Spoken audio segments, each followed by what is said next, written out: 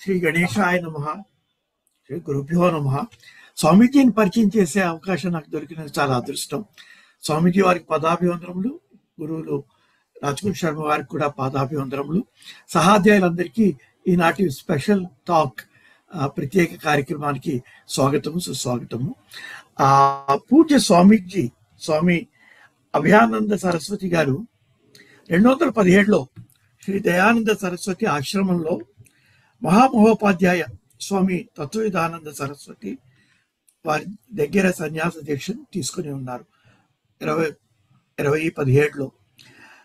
2011 నుంచి 13 మధ్యలో ముంబైలో చిన్మయ మిషన్ సందీపని ఆశ్రమంలో 2 సంవత్సరాలు వేదాంత కోర్స్ అభ్యసించారు. అక్కడ ప్రస్థానత్రయి, సంస్కృతం మరియు కొన్ని ప్రకట గ్రంథాలను అభ్యసించారు. తర్వాత 2014 నుంచి 2021 వరకు ఋషికేశ్లోని కైలాసాశ్రమంలో ఆధ్యాత్మిక అధ్యయనాన్ని కొనసాగించారు. కైలాసాశ్రమంలో మహామండలేశ్వర్ శ్రీ స్వామి దివ్యానంద సరస్వతి మరియు తదితర ఆచార్యుల వద్ద ప్రస్థానత్రయి, బృహత్ ప్రస్థానత్రయి, షడ్దర్శనాలు మరియు ఇతర అద్వైత గ్రంథాలని బోధిస్తారు. వారి దగ్గర ఉండి నేర్చుకున్నారు, బోధిస్తారు. ఈ స్వామీజీ గత 8-9 సంవత్సరాల నుండి ప్రస్థానత్రయి, ప్రకటన గ్రంథాలు, వ్యాకరణం మరియు ఇతర ఆస్తిక దర్శనాల ముఖ్య గ్రంథాలపై తరగతులను తీసుకుంటున్నారు. ఋషికేశ్లో కొందరు సన్యాసులు మరియు ఇతర ప్రాంతాల నుండి కొందరు ఈ తరగతులకు హాజరవుతున్నారు.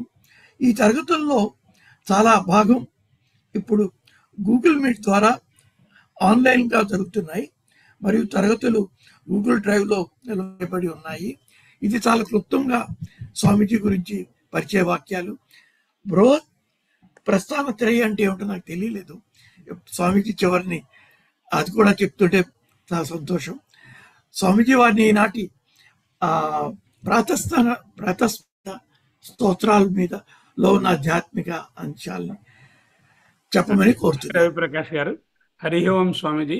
మా గ్రూపు అప్రాక్సిమేట్గా ఒక 50 మెంబర్స్ ఉన్నారు. వాటిలో యాక్టివ్గా 30, 35, 40 వరకు కూడా వస్తూ ఉంటారు. ఈరోజు ఆల్రెడీ 32 మంది మనకి జాయిన్ అయ్యి ఉన్నారు. మీరు మనం అనుకున్నట్టుగా ప్రాతస్మరణ స్తోత్రాన్ని దయచేసి మాకు బోధించండి. పూర్ణమదః పూర్ణమిదం పూర్ణాత్ పూర్ణముదచ్యతే పూర్ణస్య పూర్ణమాదాయ పూర్ణమేవావశిష్యతే. ఓం శాంతి శాంతి శాంతి. శంకరం శంకరాచార్యం కేశవం బాదరాయణం సూత్రభాష్యకృతౌ వందే భగవంతౌ పునః పునః. ఈశ్వరో గురురాత్మేతి మూర్తిభేద విభాగినే వ్యోమవద్వ్యాప్తదేహాయ దక్షిణామూర్తయే నమః. ఓం శాంతి శాంతి శాంతి. సో ఈరోజు మనం ఇక్కడ ప్రాతస్మరణ స్తోత్రం చూడబోతున్నాం.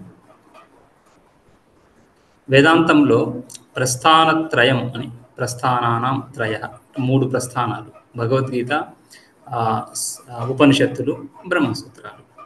ఆర్డర్లో చెప్పుకుంటే బ్రహ్మసూత్రాలు, ఆర్డర్లో చెప్పుకుంటే ఉపనిషత్తులు, భగవద్గీత, బ్రహ్మసూత్రాలు.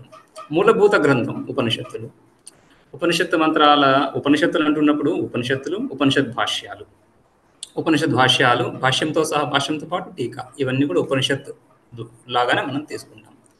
ఇక ఆ ఉపనిషత్ సారము గీత, భగవద్గీత. అదేవిధంగా ఉపనిషత్తుల్లో వివిధ అంశాలు ఏవైతే ఉన్నాయో ఆ వివిధ అంశాల్లో విరోధాలుగా కనిపించే అంశాలు, విరుద్ధంగా ఉన్న ఈ అర్థం విరుద్ధంగా ఉందని కానీ, లేదా తాత్పర్యానికి, వేదాంత తాత్పర్యానికి అనుకూలంగా లేదని అంశాలు ఏవైతే ఉన్నాయో, అనుకూలంగా కనిపించకపోయేటువంటి సంశయాలు ఎక్కడైతే అవకాశం ఉందో ఆ వాక్యాలను విచారించడానికి బ్రహ్మసూత్రాలు.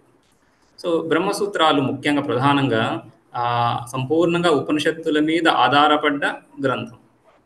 న్యాయ ప్రస్థానం అని చెప్పుకుంటాం. అందులో యుక్తి ప్రధానంగా, విచార ప్రధానంగా ఉంటుంది. ఎక్కడెక్కడైతే సంశయాలకు అవకాశం ఉందో ఆ సంశయాలను విచారించి, అంటే సంశయం అంటున్నప్పుడు సంశయాన్ని ద్వికోటిక జ్ఞానం అని చెప్పుకుంటాం.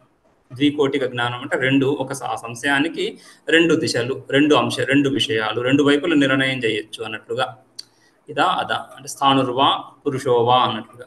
ఎదురుగా వస్తువు ఉంది, ఆ వస్తువు ఒకటే ఉంటుంది, స్థాణువు కానీ పురుషుడు కానీ 2 అయ్యే అవకాశం లేదు.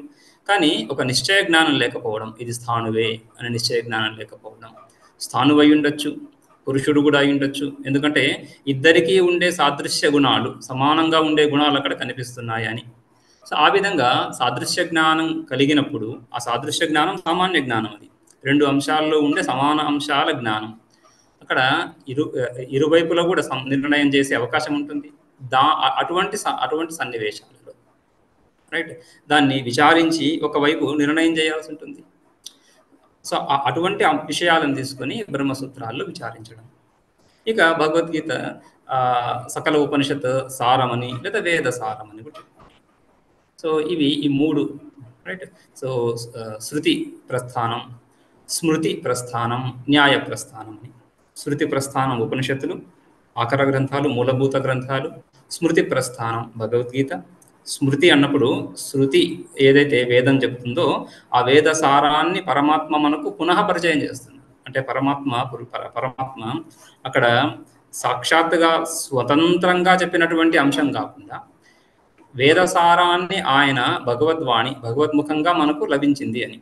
వేదసారమే ఆ విధంగా లభించింది కాబట్టి ఆ వేదసారము మళ్ళీ ఆ పరమాత్మ మనకు అందించడం, ఇండైరెక్ట్గా రావడం చేత దాన్ని స్మృతి అని. స్మృతి అంటే గుర్తు తెచ్చుకొని చెప్పుకోవడం అన్నట్లు. ఆ విధంగా అదేవిధంగా బ్రహ్మసూత్రాల న్యాయ ప్రస్థానం అని. ఈ మూడు ప్రస్థానత్రయాలు. ఇదే విధంగా ఇతర ప్రకరణ గ్రంథాలు అంటున్నప్పుడు ప్రకరణం అంటే ఈ శాస్త్రైకదేశ సంబద్ధం శాస్త్రకార్యాంతరే స్థితం ఆహు ప్రకరణం నామ గ్రంథభేద విపశ్చిత. సో ప్రకరణ గ్రంథం అనేది శాస్త్రంలో ఏకదేశం, ఒక అంశాన్ని తీసుకొని దాన్ని విస్తారంగా చెప్పడం అని ఆ విధంగా లక్షణం. ఈ లక్షణకారుడు గ్రంథాలను విభజించి ఈ గ్రంథాలు ఈ ప్రకారంగా ఈ విధంగా ఇది ఈ గ్రంథం ఈ కేటగిరీ అని చెప్పే విద్వాంసులు వాళ్ళు ఈ విధంగా నిర్ణయం చేశారు. ప్రకరణం అంటే శాస్త్రైక దేశ సంబద్ధం అంటే శాస్త్రంలో ఒక విషయాన్నే చర్చించారని కాకుండా సంపూర్ణంగా కూలంకషంగా శాస్త్ర విచారం లేదు అని ఆ విధంగా ఏకదేశం. శాస్త్రంలో ఏకదేశం అంటే ఒక భాగాన్ని ఉపనిషత్తులు శాస్త్రంలో ఏదైతే లక్ష్యం గమ్యం ఏదైతే ఉందో దానికి సంబంధించిన ప్రతి ఒక్క అంశము విచారించబడింది అని. రైట్. ప్రతి ఒక్క అంశం విచారించబడిన ఆ గ్రంథ భాగాన్ని శాస్త్రమని, అందులో ఏకదేశాన్ని ఒక భాగాన్ని తీసుకొని విచారించిన భాగాన్ని ప్రకరణ గ్రంథం అని. రైట్. ఈ విధంగా ప్రకరణ గ్రంథాలు. అదేవిధంగా ఇక స్తోత్రాలు, స్తుతులు అవన్నీ ఉంటున్నాయి.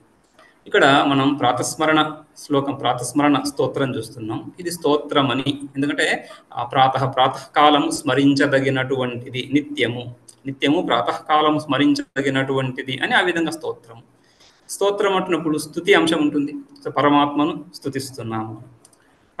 స్తుతిస్తున్నప్పుడు నిర్గుణ పరమాత్మ, సగుణ పరమాత్మ, అదే ఒకే పరమాత్మ ఏకమేవాద్వితీయం, అదే తత్వము, అదే స్వరూపము, నిర్గుణంగాను అంటే గుణరహితంగాను, సగుణంగాను గుణోపేతంగాను, గుణాల ద్వారా అదే పరమాత్మను కీర్తించడం. సామాన్యంగా ఎక్కడైనా సరే స్తుతి అంటున్నప్పుడు ఆ వ్యక్తికి ఉన్న లక్షణాలని అతిశయించి చెప్పడం.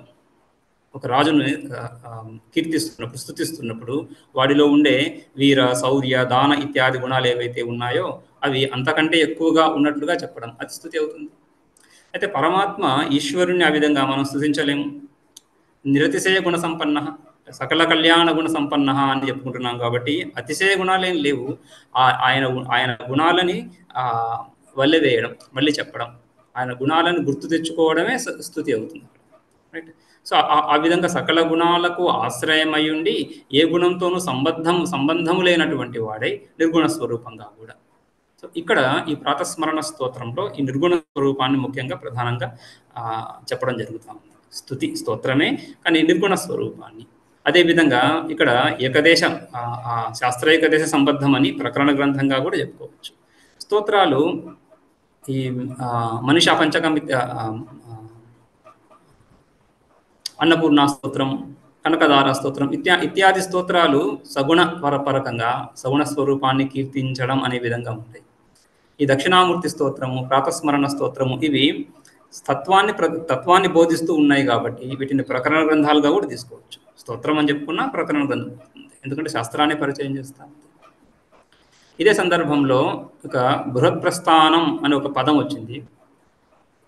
ఈ ఏ విధంగా అయితే ఉపనిషత్తులు గీత బ్రహ్మసూత్రాలని ప్రస్థానత్రయంగా చెప్పుకుంటున్నామో అదేవిధంగా ఇంకొక 3 గ్రంథాలు అద్వైత సిద్ధి గ్రంథాలు, అద్వైత సిద్ధి, ఖండకాద్యము, చిత్సుఖి అని ఈ 3 గ్రంథాలు ప్రధానంగా తర్క ప్రధానంగా ఉంటుంది. అంటే తర్క భాష, అందులో వాడే భాష లాంగ్వేజ్ ఈ నైయాయికుల భాష, న్యాయ భాష, నవ్య న్యాయాన్ని ప్రధానంగా. అద్వైత సిద్ధి, చిత్సుఖి 2 నవ్యన్యాయం ప్రధానంగా ఉంటాయి. ఖండకాద్యము ప్రాచీన న్యాయమే, పురాతన గ్రంథం కాబట్టి. అంటే ఈ మూడింటిలో పురాతనం. చిత్సుఖి అద్వైత సిద్ధి కంటే కూడా పురాతనమైన గ్రంథం. ఖండకాద్యాన్ని శ్రీహర్ష మిశ్రా అని ఆయన రచించారు. అద్వైత సిద్ధి శ్రీ మధుసూదన సరస్వతి ఆయన రచించినటువంటిది. చిత్సుఖి చిత్సుకాచార్య అని చిత్సుఖి గ్రంథాన్ని రచించారు. ఈ 3 గ్రంథాలని ఇవి యుక్తి ప్రధానంగా నడుస్తూ యద్యపి సిద్ధాంతాన్ని ప్రతిపాదిస్తున్నాయి, అద్వైత సిద్ధాంతాన్ని ప్రతిపాదిస్తున్నాయి. అందులో ఖండకాద్యము వితండవాదం, అందులో వైతండిక గ్రంథం అని, వితండవాదం, ఈ వాదాలలో వితండవాదం అని, జల్పమని, వాదకత అని 3 రకాలుగా ఈ సంవాదం ఉంటుంది. సంవాదంలో వాదకత అంటున్నప్పుడు తత్వ బుభుత్సుకత వాదకత అని, తత్వాన్ని నిర్ణయించడానికి, అంటే వస్తు స్వరూపాన్ని యథార్థంగా నిర్ణయించడానికి లేదా నిర్ణయానికి ఉపయోగపడే విధంగా చర్చించడం 2 వ్యక్తులు, గురుశిష్య సంవాదం లాగా. ఆ గురుశిష్య సంవాదం అంతా వాదకతలానే ఉంటుంది. అందులో విజిగీష, వాదం అంటున్నప్పుడు విజిగీష జేతం ఇచ్చ, గెలవాలనేటువంటి కోరిక, to prove a point, one upmanship అంటాం, రైట్. సో ఆ అంశం లేదు అక్కడ, వాదకథలో అది ఉండదు. వాదకథ ప్రధానంగా తత్వాన్ని నిర్ణయించడం, తత్వము ఈ వస్తు స్వరూపం ఏంటి నిర్ణయించడానికి అనుకూలంగా ప్రశ్నోత్తర రూపంగా, రైట్, సంవాద రూపంగా, పూర్వపక్ష సిద్ధాంత పక్షంగా, ఆ విధంగా. ఈ ప్రకరణ గ్రంథాలన్నీ కూడా వేదాంత శాస్త్రంలో ప్రాయः ఈ గ్రంథాలన్నీ కూడా ఈ సంవాద దిశగానే వెళ్తుంటాయి. బ్రహ్మసూత్రాల్లో అధికరణం అంటున్నప్పుడు ఈ పూర్వపక్షం, సిద్ధాంతం ఇవన్నీ వస్తుంది. ఇదంతా కూడా ఆ విధంగా వాదకథలా ఉంటుంది.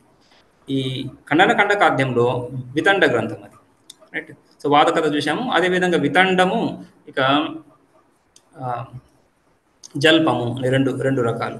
ఆ వితండము జల్పము అక్కడ ఈ 2 కూడా విజిగీష ధోరణిలో వెళ్తుంటాయి. జేతుం ఇచ్చ అనేసి, అంటే ఒక ప్రతివాదిని తీసుకొని ప్రతివాదిని నిరాకరించడం, ప్రతివాది ఖండనం, ప్రతివాది మత ఖండనం. ఒక ప్రతివాది మతం తీసుకొని దాన్ని ఖండించడం.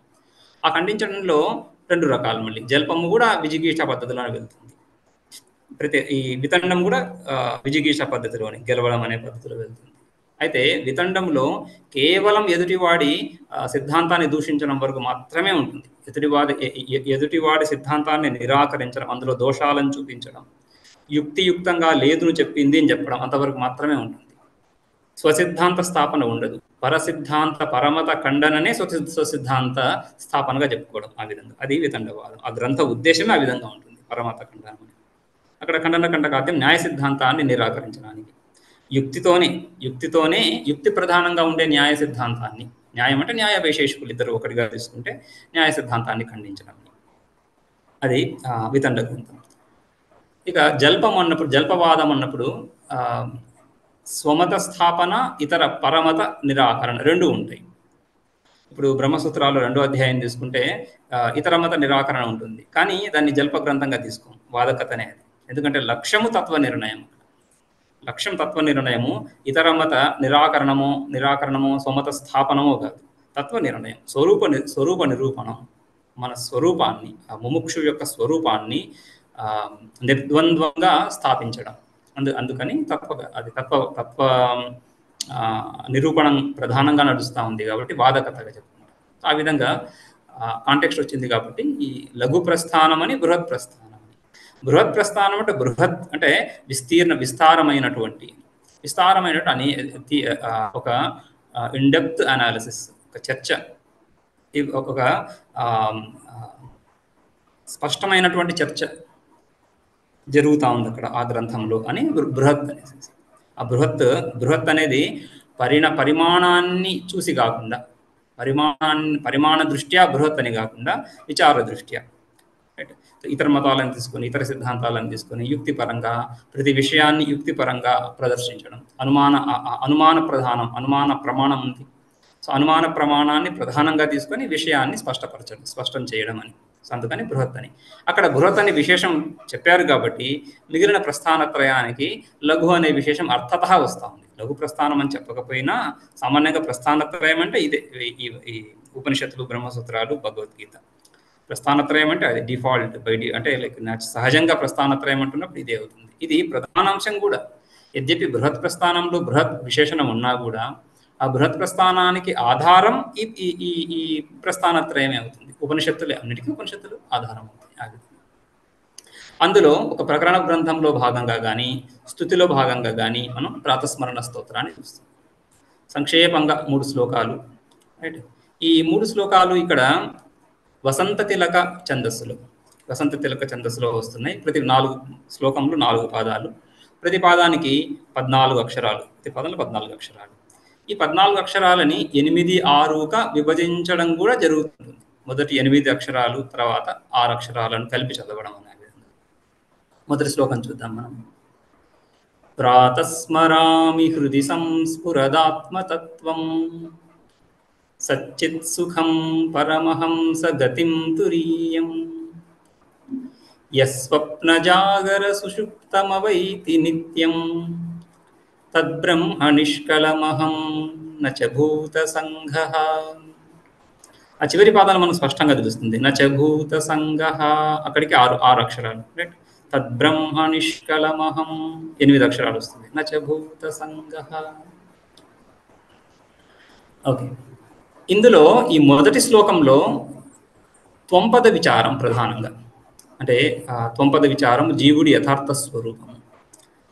త్వంపద శోధన అని కూడా చెప్పుకుంటాం కదా. త్వంపద శోధన, తత్పద శోధన, ఆ తర్వాత ఐక్యం అనే విధంగా మొదటి శ్లోకంలో త్వంపద శోధన కనిపిస్తుంది. త్వంపదార్థం, పదార్థం, పదం యొక్క అర్థం 2 రకాలుగా చెప్తారు. రూఢి అర్థం అంటే ప్రధాన అర్థం. ఒక పదం చెప్పినప్పుడు మన బుద్ధిలో వెంటనే స్ఫురించేటువంటి భావం ఏదైతే ఉందో దాన్ని రూఢి అర్థం అని.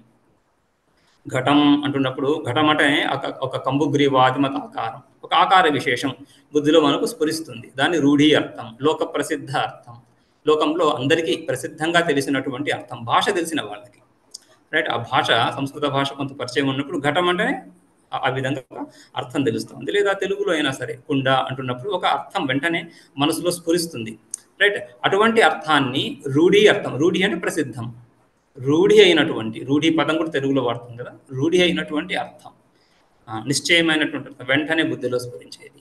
అలా కాకుండా లక్ష్యార్థం, లక్షణ ద్వారా ఈ పదానికి త్వం అంటున్నప్పుడు, త్వం అంటే వెంటనే ఒక అర్థం మనసులో కలుగుతా ఉంది. నువ్వు, నేను, నువ్వు అనే పదాలు ప్రతి ఒక్కరు వాడుతూనే ఉన్నాం. నేను అంటున్నప్పుడు ఏదో ఒక భావన తెలుస్తూ ఉంటుంది. దాన్ని ఏదో ఒక భావన, అది ఇదమిద్ధంగా నిర్దుష్టంగా మనం విచారించినా విచారించకపోయినా కూడా అందరూ వాడుతున్నారు అహమస్మి, రైట్. సో ఆ పదాలు ఎవరు వాడినా కూడా అర్థాన్ని తెలుసుకోకుండా పదం వాడడం అనేది ఉండదు.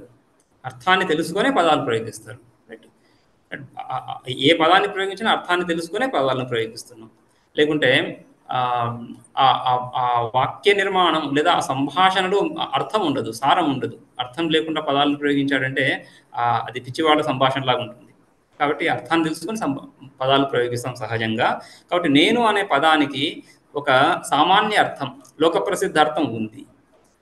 ఆ లోక ప్రసిద్ధ అర్థం ఏదైతే ఉందో అదే జీవుడు అని. నేను అంటున్నప్పుడు జీవుడు తనను తాను ఆ విధంగా తెలియజేస్తున్నాడు, ప్రకటిస్తున్నాడు.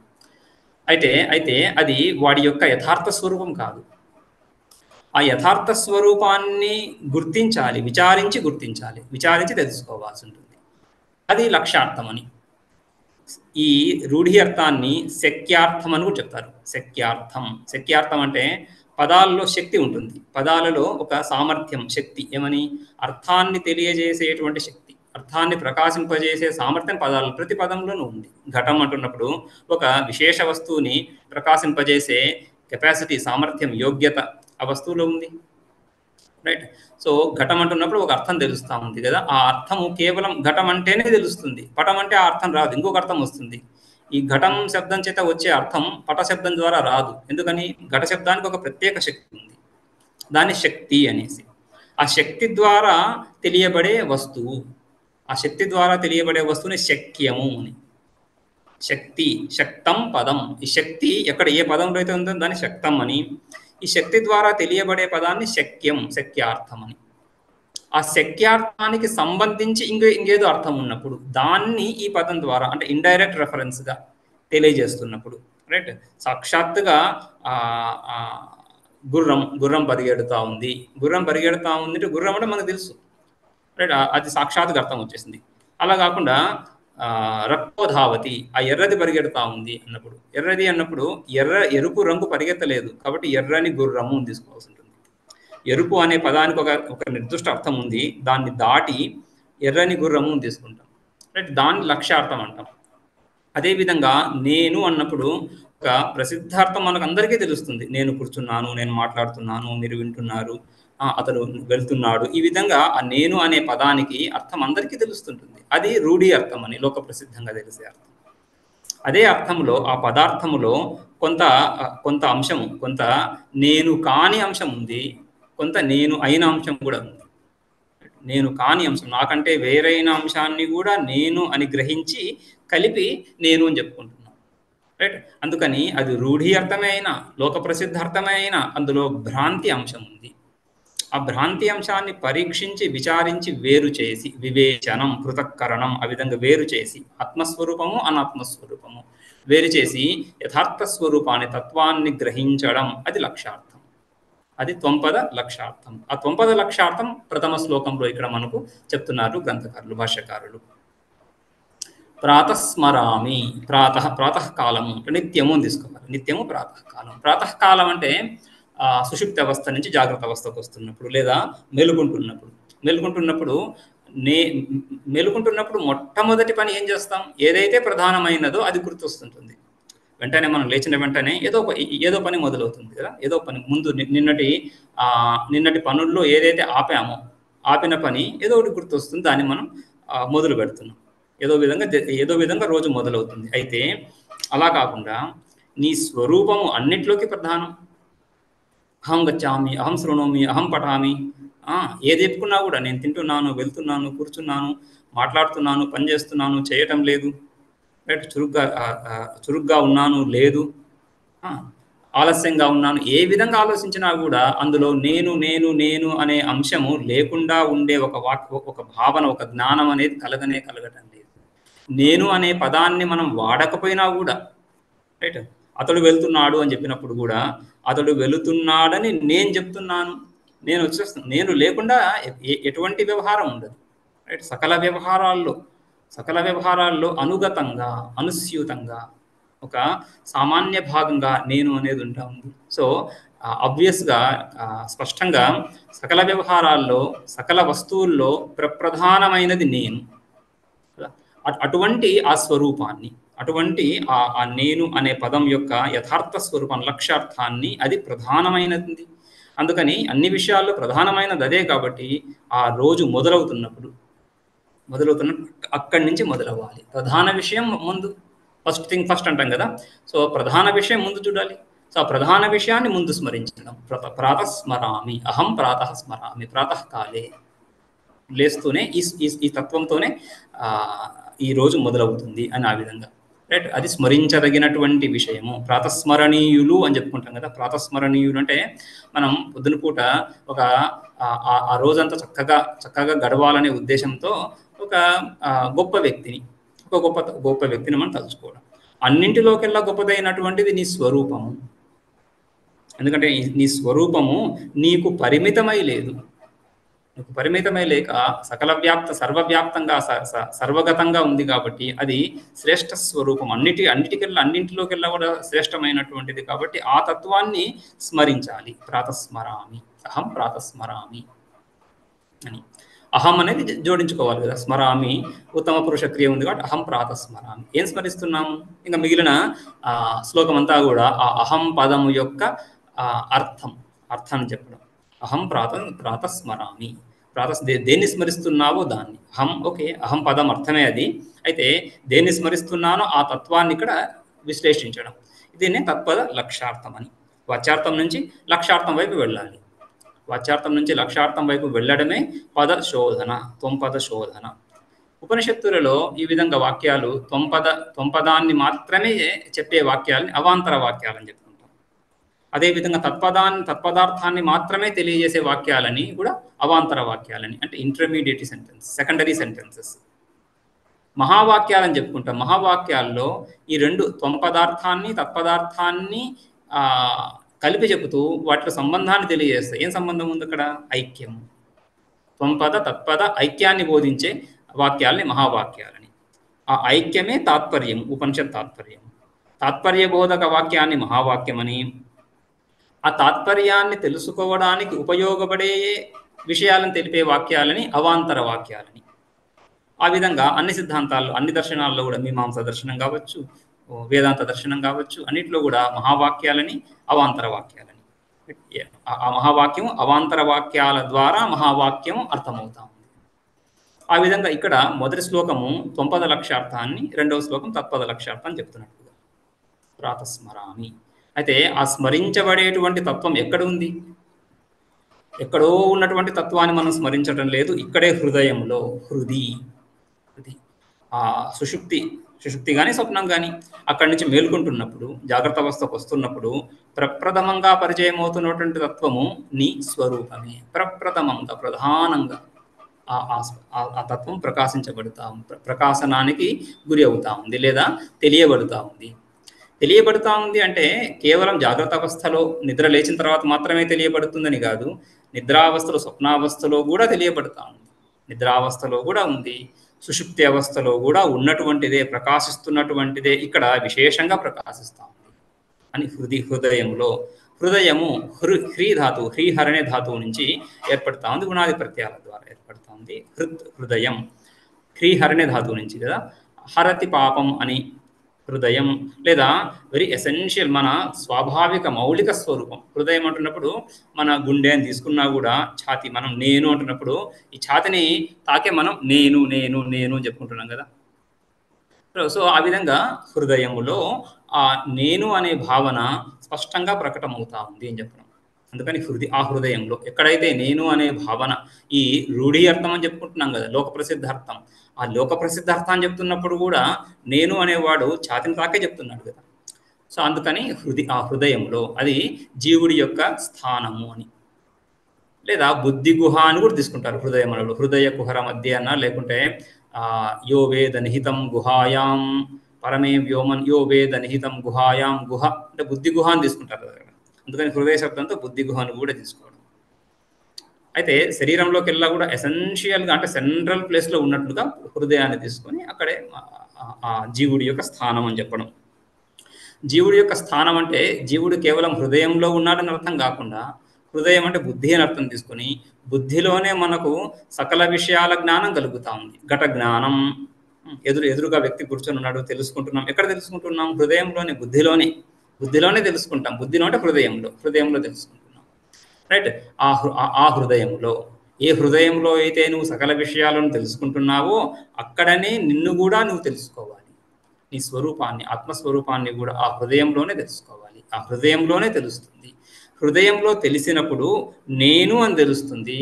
బాహ్యంగా కూడా సర్వవ్యాపకం పరమాత్మ, ఆత్మ చైతన్యం సర్వవ్యాపకమైనా కూడా బాహ్య విషయాలు తెలుస్తున్నప్పుడు నువ్వు ఇది అని తెలుస్తూ ఉంది. ఆ విధంగానే వ్యవహారం చేస్తున్నాం. ఘటపటాదులుగా మనం లోకాన్ని చూస్తున్నప్పుడు ఆ ఘటపటాదులకి అధిష్టానంగా, ఆధారంగా వాటి నిలబెడుతూ, నామరూపాలను నిలబెడుతూ ఆత్మస్వరూపమే అక్కడ కూడా. అయితే అక్కడ ఇదం అని, ఈ వస్తువు, ఇది అని మనం ఆ అంగుళ్యాన్ని నిర్దిష్టమానం, ఆ వేలుతో చూపించగలం ఈ వస్తువు రైట్. సో ఆ విధంగా తెలుసుకుంటున్నాం బాహ్య జగత్తుని. సో బాహ్య జగత్తులో ఆ చైతన్యాన్ని తెలుసుకుంటున్నప్పుడు ఇది అని తెలుస్తూ ఉంది. హృదయంలో తెలుసుకుంటున్నప్పుడు అదే చైతన్యమే హృదయంలో స్ఫురిస్తూ ఉంది. అజ్ఞాన కాలంలో కూడా అజ్ఞాని కూడా నేను అంటున్నాడు. ఎవరిని? ఆ చైతన్యాన్ని. ఆ చైతన్యాన్ని అజ్ఞాన కాలంలో కూడా నేను అని అంటున్నాడు కదా. అందుకని హృదయంలో తెలుసుకుంటున్నప్పుడు అపరోక్షంగా నేను అని, బాహ్య విషయాలు తెలుసుకుంటున్నప్పుడు ఇది అని తెలుస్తుంది. కాబట్టి హృదయంలో తెలుసుకోవాలి. ప్రాతస్మరామి హృది ఆత్మతత్వం. ఆ ఆత్మతత్వాన్ని తెలుసుకుంటున్నాము. స్మరించాలి, ఆత్మతత్వాన్ని విచారించాలి. అది ప్రధానమైనటువంటిది. నన్ను నేను తెలుసుకుని తర్వాత ఇతర విషయాలు ఏమైనా తెలుసుకోవడానికి ఉంటే తెలుసుకోవచ్చు. కానీ ఆ తెలుసుకునేవాడు సబ్జెక్ట్ ఆబ్జెక్ట్ ఈ డివిజన్ తీసుకుంటే, తెలుసుకునేవాడు తెలియబడే వస్తువుని తెలుసుకుంటున్నప్పుడు ఆ రెండింటిలో తెలుసుకునేవాడు ప్రధానము, తెలియబడే వస్తువు అప్రధానము, గౌణము అని. ఎందుకంటే తెలియబడే వస్తువు తెలుసుకునేవాడి మీద ఆధారపడి ఉంది. తెలుసుకునేవాడు తెలుసుకోవాలనుకుంటే, ఇష్టం ఉంటే తెలుసుకుంటాడు, ఇష్టం లేకపోతే తెలుసుకోడు. ఆ వస్తువు వీడు తెలుసుకోవడం తెలుసుకోకపోవడం అనే దాని మీద ఆధారపడి ఉంటా ఉంది. కానీ ఈ తెలుసుకునేవాడు ఎవడైతే ఉన్నాడో ఇష్టాయిష్టాలకు అతీతంగా అది ఆ స్వరూపము ప్రసిద్ధంగా ప్రస్ఫుటంగానే ఉంటా ఉంది. ఎప్పుడు ప్రకాశిస్తూనే ఉంటుంది. దాని ప్రకాశానికి ఎప్పుడు లోపం లేదు. విషయాలు తెలుస్తున్నా తెలియకపోయినా దానికి లోపం లేదు. అందుకని సదాతనం, సదా ఉన్నటువంటిది, సదా ఎప్పుడు ప్రకాశిస్తున్నటువంటి స్వరూపము అని ఆ విధంగా ఆత్మతత్వం హృది సమ్యక్ స్ఫురణం, చక్కగా ప్రకాశిస్తుంది. ప్రయత్నము విశేషంగా ప్రయత్నం చేసేదేం లేదు ఇక్కడ, అది ఉంది వస్తువు. రైట్? కొండలు దొవ్వి ఆ వస్తువుని సప్త సముద్రాలు దాటి ఎక్కడో వెళ్ళి ఆ వస్తువుని వెతకాలనేదేం లేదు. నీ హృదయంలోనే, నీ స్వరూపంగానే ఇక్కడే స్ఫురిస్తూ అహం అని స్ఫురిస్తూ చైతన్యంగా. ఈ దర్శనాలు కూడా మనకి ఆస్తిక దర్శనాలు, నాస్తిక దర్శనాలని. ఆస్తిక దర్శనాలు అంటే ఆస్తిక దర్శనాలకు నిర్వచనం వేదపరంగా చెప్పుకుంటాం. వేదం ప్రమాణం అస్తి అనేవాళ్ళు, వేదాన్ని ప్రమాణంగా స్వీకరించే వాళ్ళు ఆస్తికులని, వేదాన్ని ప్రమాణంగా స్వీకరించని వాళ్ళు నాస్తికులని. ఆ విధంగా ఆస్తిక నాస్తిక విభాగం. రైట్? సో ఏ దర్శనంలో, ఆస్తిక దర్శనాల్లో ఎక్కడ చూసినా కూడా ఈ ఆత్మస్వరూపం ఇక్కడ, లేదా నాస్తికుడు కూడా అహం అనే అంటూ ఉన్నాడు. రైట్? సో ఆ చైతన్యము నాస్తిక దర్శనాల్లో కూడా, అంటే ఆత్మ లేదనేవాడు కూడా, చార్వాకులు కూడా, లేదా ఆత్మ లేదు అంటే దేహాన్ని ఆత్మగా భావిస్తున్నప్పుడు కూడా చేతనావత్ శరీరాన్ని ఆత్మగా భావిస్తాడు కానీ, తననుగా భావిస్తాడు కానీ, చేతనారహిత జడ శరీరాన్ని, కేవల జడ శరీరాన్ని, లేదా మృత శరీరాన్ని, ప్రాణం లేని శరీరాన్ని ఆత్మగా భావించడు, నేను అని భావించడు. నేను అనే పదంతో చేతనా విశిష్ట స్వరూపాన్ని, చేతనా విశిష్ట ఉపాధిని గ్రహిస్తున్నాడు. రైట్? బౌద్ధులు మనస్సుని, బుద్ధిని ఆత్మ అని చెప్పిన, చార్వాకులు దేహాన్ని ఆత్మ అని చెప్పిన, ఏ విధంగా ఏ దర్శనికుడు ఏ విధంగా విచారించేవాడు ఏ స్వరూపాన్ని ఆత్మగా తననుగా గుర్తించిన చేతనాంశాన్ని విడవడు. రైట్? చైతన్యాంశం సదా ఉంటుంది. ఆ చైతన్యమే ఆత్మ యొక్క స్వరూపం కాబట్టి హృది సంస్ఫురత్, చక్కగా స్ఫురిస్తూ, ఆ జీవనానికి మూలభూత ఆధారం, ఎసెన్స్, మౌలిక అంశం ఏదైతే ఉందో హృదయంలో స్ఫురిస్తూ, ఆత్మతత్వం ఏదైతే స్ఫురిస్తుందో, నేను అని స్ఫురిస్తుందో అది. రైట్? ప్రాతస్మరామి హృది సంస్ఫురత్ ఆత్మతత్వం. అటువంటి తత్వం అంటే యథార్థ స్వరూపం. యథార్థ స్వరూపం అంటున్నప్పుడు స్వతంత్ర స్వరూపం అని, యథార్థంగా ఉన్నటువంటిది అంటున్నప్పుడు పరాధీనంగా ఉన్న తత్వము. పరాధీనంగా ఉండడం అంటే దాని సత్తా, దాని ఉనికికి ఇంకొక సత్వం మీద ఆధారపడి ఉన్నది ఏదైతే ఉందో. రజ్జు, మందాంధకారంలో రజ్జు, ఎదురుగా ఉండేటువంటి ఆ రజ్జు సర్పంగా కనిపిస్తూ ఉంది. ఆ కనిపించే సర్పం యొక్క ఉనికి, దాని ఎగ్జిస్టెన్స్, దాని ఉనికి రజ్జు మీద ఆధారపడి ఉంది. రజ్జు ఉంటే సర్పం ఉంది, రజ్జు లేకపోతే సర్పం లేదు. సో అటువంటి ఆ డిపెండెన్స్, ఆ విధంగా అస్వతంత్ర తత్వాలు ఏవైతే ఉన్నాయో అవి అప్రధానాలు, అది అస్వతంత్రము, అది తత్వం కాదు, యథార్థం కాదు. ఎందుకంటే దాని అస్తిత్వం, దాని ఉనికియే, దాని జ్ఞానము, దాని ఉనికి అంటే వెరీ బేసిక్. ఏదో దాంట్లో ఉండే ఒక ధర్మము ఇంకో దాని నుంచి వచ్చిందని చెప్పటంలే. అప్రధానం అంటున్నప్పుడు, లేదా పరతంత్రం అంటున్నప్పుడు ఆ వస్తువులో ఉండే ధర్మము ఇంకొక వస్తువు నుంచి వచ్చిందని కాదు. ఆ వస్తువు యొక్క ఉనికి, అది ఉండడమే ఇంకొక దాని మీద ఆధారపడి ఉంది. రైట్? దాని ఎగ్జిస్టెన్షియల్ థ్రెట్, దాని ఎగ్జిస్టెన్సే ఇంకొక దాని మీద ఆధారపడి ఉంది. అటువంటిది అస్వతంత్రం. అలా కాకుండా స్వతంత్రమైనటువంటిది తత్వము. ఆత్మస్వరూపము ఇతర తత్వాల మీద, ఇతర పదార్థాల మీద ఆధారపడకుండా స్వతంత్రంగా ఉన్నటువంటిది అని. అటువంటి ఆత్మస్వరూపము, స్వయం ప్రకాశ స్వరూపము హృదయంలో స్ఫురిస్తూ ఉంది, తెలుస్తూ ఉంది, ప్రకాశంగా చైతన్యంగా తెలుస్తూ ఉంది. ఆ ఆత్మతత్వం యొక్క స్వభావం ఏంటి అన్నప్పుడు సచ్చిత్ సుఖం. సత్ సత్ చిత్ సుఖం, ఈ పదాలు సత్ చిత్ సుఖం తైత్రీయంలో మనం చెప్పుకుంటాం. సచ్చిదానంద స్వరూప సత్యం జ్ఞానం అనంతం బ్రహ్మ అని. సత్యం జ్ఞానం అనంతం బ్రహ్మ, బ్రహ్మ యొక్క స్వరూప లక్షణం. లక్షణం ఆ వస్తువు యొక్క డెఫినేషన్, ఆ వస్తువుని నిర్వచింపజేస్తూ ఉంది. ఆ నిర్వచింపజేయడంలో స్వరూపాన్ని తెలియజేస్తూ నిర్వచింపజేస్తాం. ఒక వస్తువుని నిర్వచించడం అంటే ఒక వస్తువుని ఇంకొక వస్తువు కంటే వేరు చేసి చూడగలగడం. ఆవు, కౌ, ఆవుని మనం ఒక ఆవుకి లక్షణం చెప్పుకుంటే ఎలా ఉండాలి లక్షణం? ఆ లక్షణంతో ప్రతి ఒక్క ఆవుని లోకంలో ఎక్కడున్న ఏ ఆవునైనా కూడా మనం ఆ లక్షణంతో గుర్తించగలగాలి. ఈ లక్షణాలు, ఈ ధర్మాలు ఉన్నటువంటి జంతువు ఏదైతే ఉందో దాన్ని ఆవు అంటాం. గుర్రం అనకూడదు, గాడిద అనకూడదు. అంటే ఇతర పశువులని వేరు చేసి, ఇతర పశువుల నుంచి ఆవును వేరు చేసి చూపించగలగడం, అదే పృథక్కరణం, వేరు చేయడం. ఆత్మానాత్మ వివేకం అంటే అదే కదా. ఆత్మను గుర్తించాలి లక్షణం ద్వారా. ఎలా? అనాత్మ నుంచి వేరు చేసి.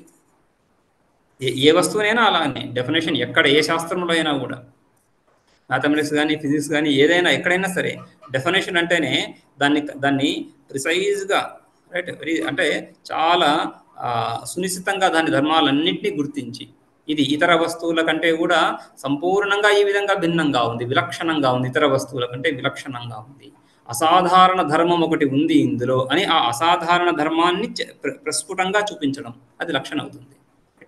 అందులో స్వరూపమే ఆ విధంగా అసాధారణ లక్షణం అయితే దాని స్వరూప లక్షణం అనేసి. ఆత్మ యొక్క స్వరూపం ఏదైతే ఉందో, దాని స్వభావం ఏదైతే ఉందో, ఆ స్వభావము అంత స్పష్టంగా, అత్యంత స్పష్టంగా ఉండే ఆ స్వభావము ఇతర అనాత్మలలో ఇంచుకు కూడా కానరాదు, కనిపించదు, కొంచెం కూడా అంశాలు కనిపించవు అందులో. అటువంటి స్వరూపం కలిగింది కాబట్టి దాని స్వరూపమే లక్షణం అయిపోతా ఉంది. ఆ విధంగా సత్యం జ్ఞానం అనంతం అనేవి స్వరూప లక్షణంగా చెప్పుకుంటాము. అదేవిధంగా ఇక్కడ ఆ సత్యం జ్ఞానం అనంతం ఆ ధర్మాలని, ఆ స్వరూపాన్ని సత్ చిత్ సుఖం అని చెప్తున్నాం. సత్ అంటే ఉన్నటువంటి ఉనికి.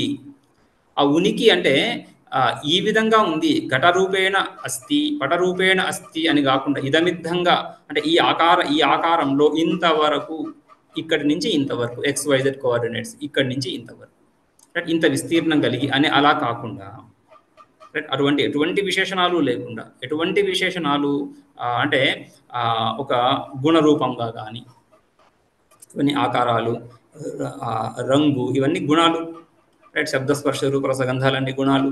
ఆ విధంగా గుణయుక్తంగా ఉంది అంటున్నప్పుడు ఆ గుణాలతో కూడి ఉంది, గుణాలు లేని చోట లేదు అర్థం వస్తుంది. ఇప్పుడు ఏ వస్తువునైనా ఆవు నిర్వచించాలంటే ఆ గంగడోలు ఉండి, ఆ తోక ఉండి, సో కొమ్ములు ఉండి ఏదో ఆ విధంగా చెప్పాల్సి ఉంటుంది. ముఖ్యంగా గంగడోలుని తీసుకుంటాం, రైట్. అదేవిధంగా ద్విశపత్వం, దాని కాలు కూడా ఆ విధంగా ఉంది కదా. సో ఆ గిట్టెలు, సో వీటి ద్వారా నిర్వచిస్తున్నాం. అవి అసాధారణ ధర్మాలు. అయితే ఆ ధర్మాలు కొన్ని చోట ఉంటున్నాయి, కొన్ని చోట లేకుండా ఉంటున్నాయి.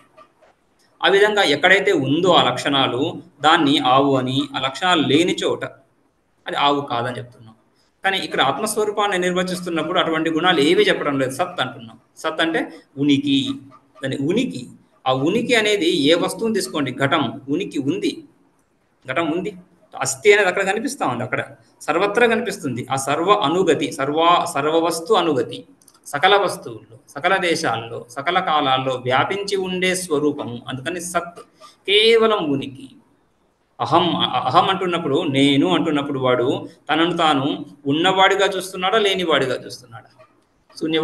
శూన్యవాదులు సామాన్యంగా నిహిలిజం అంటాం కదా, ఆ శూన్యవాదులు ఏది పారమార్థికంగా ఏదీ లేదు, వ్యావహారికంగా ఎన్నో విషయాలు కనిపించవచ్చు, ఉండొచ్చు, వ్యవహరించవచ్చు, కానీ పారమార్థికంగా ఏదీ లేదు అని చెప్తున్నప్పటికీ కూడా తనని తాను వాడు ఉన్నవాడిగా చూస్తున్నాడా, లేనివాడిగా తెలుసుకుంటున్నాడా? ఉన్నవాడిగానే. సో ఆ విధంగా ఈ ఆస్తికులు కానీ నాస్తికులు కానీ ఇందులో విశ్వాసానికి నేను నమ్ముతున్నాను, నేను నమ్మటం లేదు అని చెప్పేదానికి అవకాశమే లేదు. ఇక్కడ బిలీఫ్ సిస్టమ్గా కాకుండా నమ్మినోడికి నమ్మినంత అని ఆ విధంగా కాకుండా యుక్తి ఒక శాస్త్రబద్ధంగా విచారిస్తున్నప్పుడు ఉండడం అనేటువంటి ఉనికి సామాన్యంగా ప్రతి ఒక్కడు కూడా ఎవడైతే వాడు ఆస్తికుడు కావచ్చు నాస్తికుడు కావచ్చు తన స్వరూపంలో ఈ భాగాన్ని అస్థి అనే భాగాన్ని గుర్తిస్తున్నాడు. రైట్. సో ఆ విధంగా సర్వానుగతంగా ఉండే ఆ సత్స్వరూపంగా నేను హృదయంలో ఆత్మస్వరూపాన్ని స్మరిస్తున్నాను. సత్స్వరూపంగా ఉనికి అనే స్వరూపంగా ఉన్నాను అంటే అస్థిత్యేవోపలబ్ధవ్య, అస్థి అని బ్రహ్మస్వరూపము చైతన్యము ఉంది అని ఆ స్వరూపాన్ని తెలుసుకోవాలి, కానీ ఇంకొక రకంగా తెలుసుకోలేము. అస్థి ఇత్యేవ ఉపలబ్ధవ్య, ఆత్మస్వరూపం ఉందనే విచారించాలి. విచారానికి అది బీజం అవుతుంది, ఆరంభం అక్కడి నుంచే, స్టార్టింగ్ పాయింట్ అదే అవుతా ఉంది. రైట్. ఆ విధంగా సత్.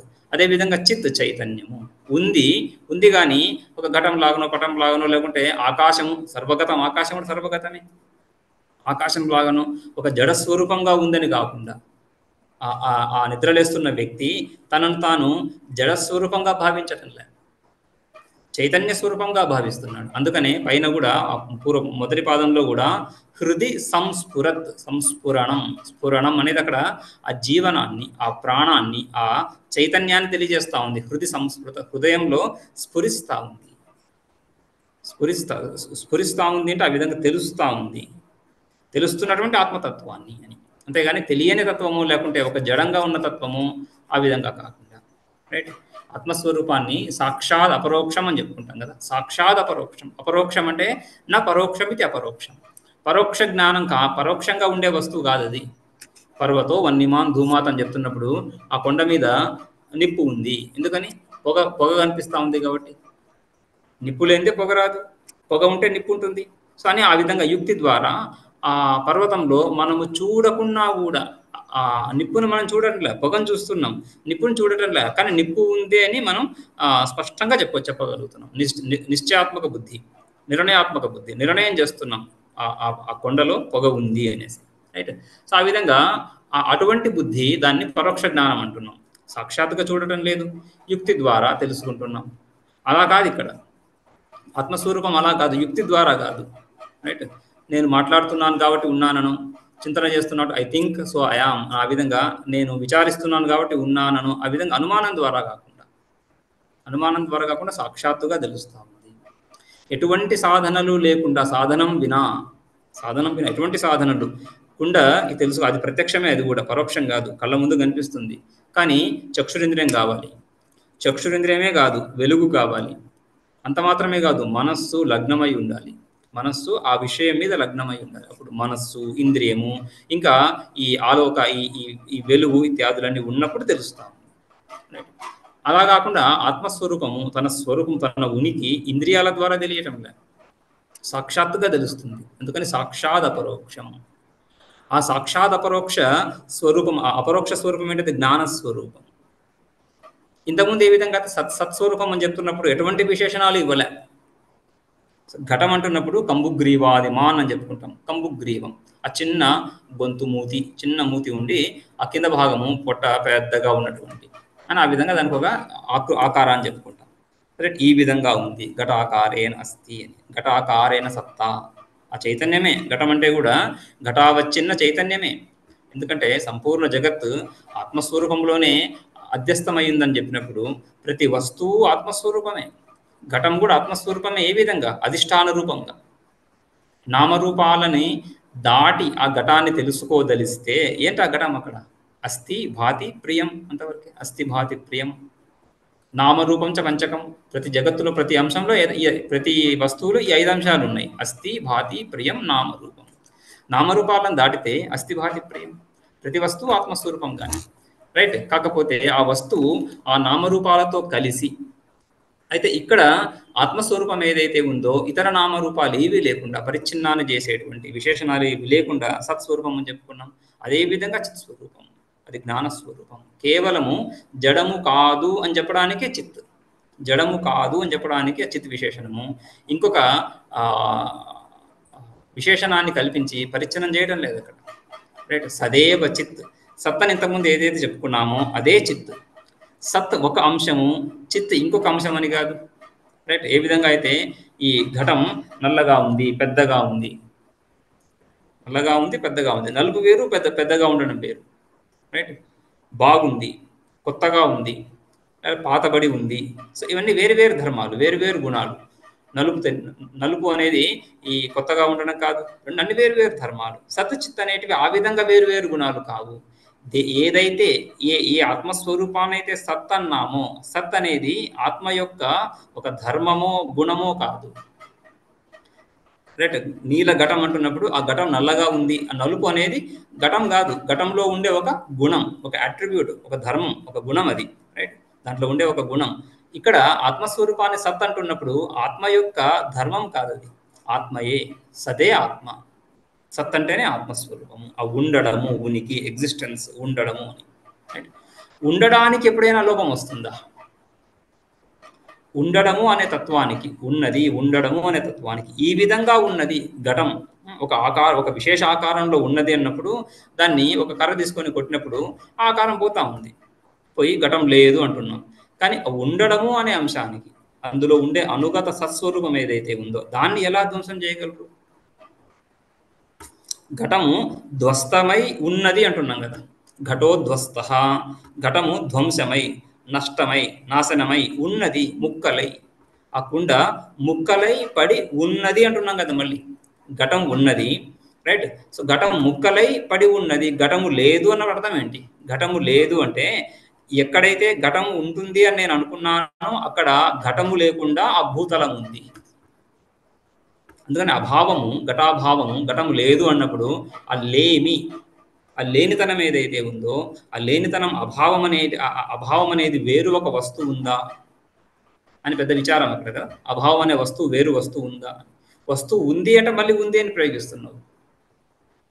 లేదు అంటే, వస్తువు లేదంటే అక్కడ మనం ఏం చూస్తున్నావు? నువ్వు ఘటాభావం అంటున్నప్పుడు భూతలాన్ని చూస్తున్నావు అని పాసిబుల్. దానికి ఆధారంగా ఒక తత్వం ఉంది. రైట్.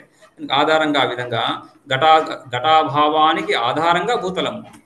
కాబట్టి అక్కడ కూడా ఉంది అనే అంశమే వస్తూ ఉంది. అంతేగాని ఆ ఉంది అనే దాన్ని నువ్వు ఏ విధంగానూ ధ్వంసం చేయలేవు. రైట్. ఈ ఫలానా విధంగా ఉంది అనేటువంటి సకల విషయాలను ధ్వంసం చేయొచ్చు, కానీ ఆ ఉంది అనే భావం ఎక్కడికి పోవటం లేదు. అది సత్స్వరూపం.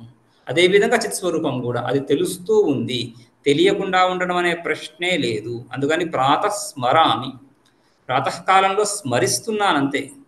ప్రాతకాలానికి ముందు నిద్రలో అది లేదని కాదు, అక్కడ ఉంది, కానీ ఇక్కడ విశేషంగా స్మరిస్తున్నాను. ఎందుకంటే విచారము జాగ్రత్త అవస్థలోనే జరుగుతుంది. స్వప్నావస్థలో ఆత్మస్వరూపం ఉంది అని జాగ్రత్త అవస్థలో మనం చెప్తాం. స్వప్నావస్థలో ఆత్మ విచారం ఎక్కడ జరుగుతుంది?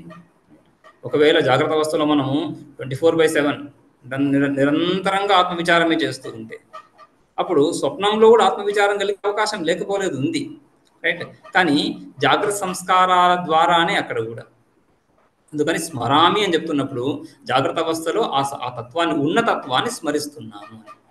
అది కూడా ప్రకాశించే స్వరూపాన్ని, ప్రకాశ స్వరూపంగా, స్వప్న సుషుప్త అవస్థలో ప్రకాశ స్వరూపంగా ఏ తత్వం అయితే ఉందో ఆ తత్వాన్ని ఇక్కడ స్మరిస్తున్నాం. ప్రాతస్మరామి. ఎటువంటి స్వరూపం అంటే సచ్చిత్ స్వరూపం. సదేవ చిత్, చిదేవ సత్. ఆ చైతన్యం లేకుండా లేదు, ఉంటూనే ఉంది అని. సత్, ఆ సత్స్వరూపమే, సతే ఆత్మ, అదే చిత్, సదేవ చిత్. అయితే సచ్చిత్ స్వరూపంగా ఉంటూ దుఃఖ స్వరూపంగా ఉందా? దుఃఖ స్వరూపంగా ఉంటే లోకంలో ఎవ్వరు కూడా దుఃఖాన్ని కోరుకోరు. రైట్. ఎవరు దుఃఖాన్ని కోరుకోరు, అందరూ సుఖాన్ని కోరుకుంటారు. ఆ విధంగా ఆత్మ ఎవరికి ఇష్టం లేనటువంటి ఇష్టం లేనటువంటి విషయం ఏముంటుంది? అలా కాదు ఇది.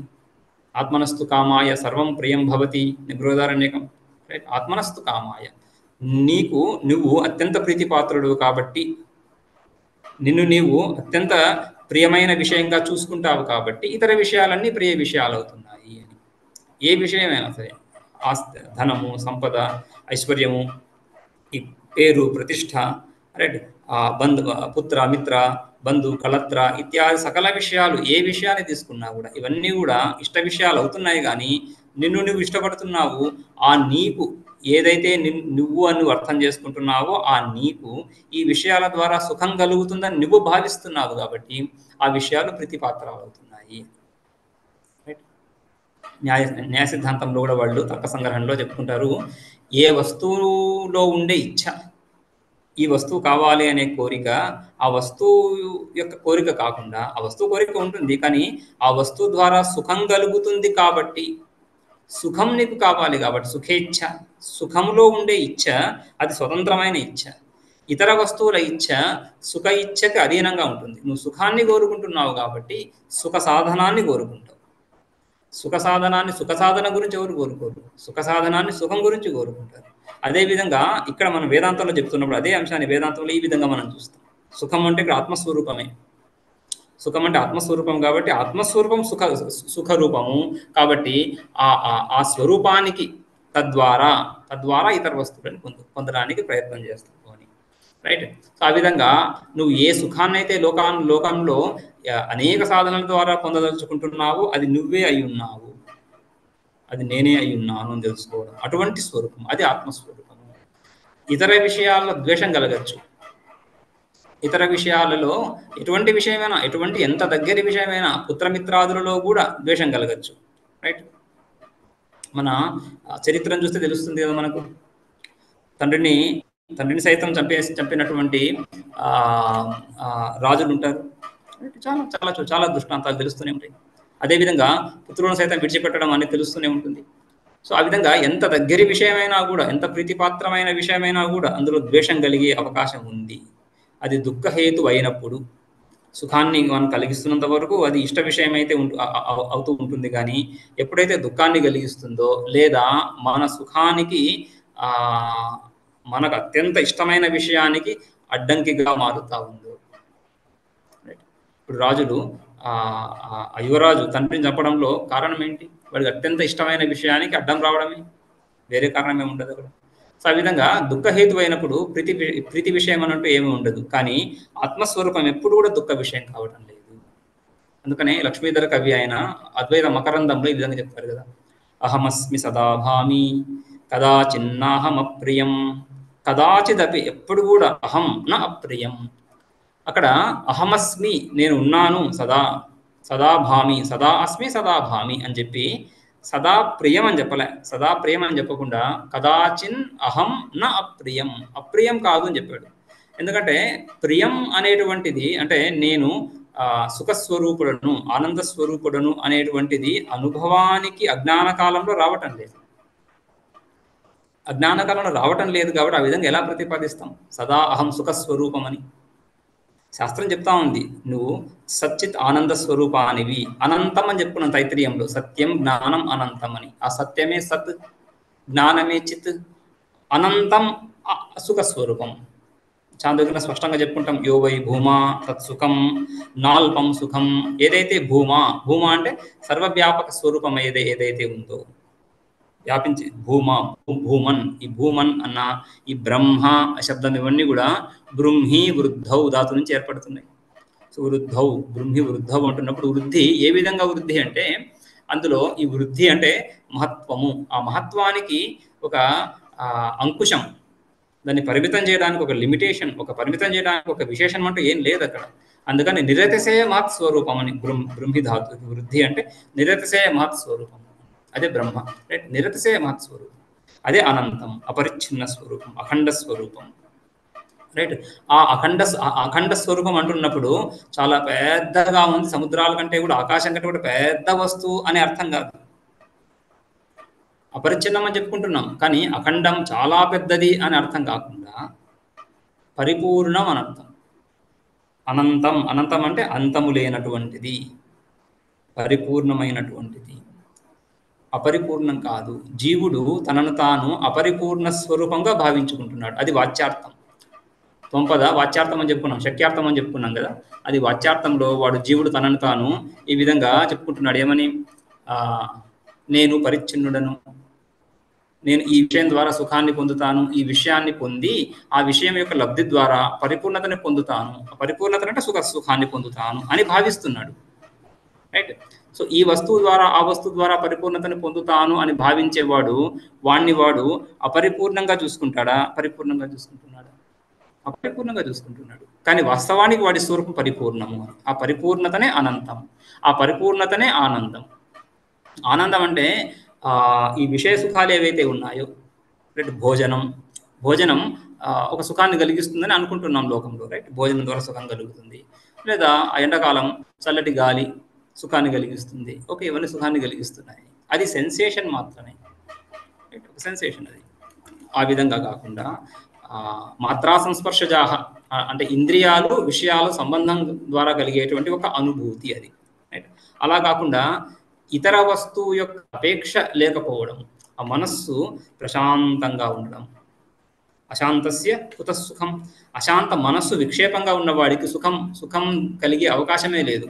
వాడు భోంచేయచ్చు, ఇష్ట వస్తువుని వాడు తినచ్చు, ఏదైనా చేయొచ్చు, కానీ వాడికి అశాంతస్య మనసు విక్షిప్తంగా ఉన్నప్పుడు సుఖానికి అవకాశం లేదు అని. అశాంతస్య కుతః సుఖం అంటున్నప్పుడు సుఖం అంటే ఏంటి అక్కడ? సుఖం అంటే శాంతం. ఆ శాంతం ఆ ప్రసన్నత మన మనస్సులో ఏదైతే ఉందో ఆ ప్రసన్నత అదే సుఖం అవుతుంది, రైట్? సో ప్రసన్నతనే సుఖం, ప్రసన్న స్వరూపము అని. ఆ సచ్చిత్ సుఖం. అందుకని సుఖం అంటే పరిపూర్ణత. ఆ పరిపూర్ణతను అక్కడ తైత్తిరీయంలో అనంతం అని చెప్పుకున్నాం. దాన్ని ఆ అద్వైత మకరందంలో కదాచిన్నాహం అప్రియం, అప్రియం నా యందు ద్వేషం ఎప్పుడు కలగటం లేదు, దుఃఖహేతువు నేను ఎప్పుడు నాకు అవ్వటం లేదు, రైట్? ఈవెన్ ఆత్మహత్యలు తీసుకుంటున్నప్పుడు కూడా వాడు శరీరము, మనస్సు, బుద్ధి, ప్రాణము, ఇంద్రియాలు వీటిలో కలిగే దుఃఖాల ద్వారా కార్యకరణ సంఘాతం అంటే కార్యము అంటే స్థూల శరీరము, కరణం అంటే సూక్ష్మ శరీరం.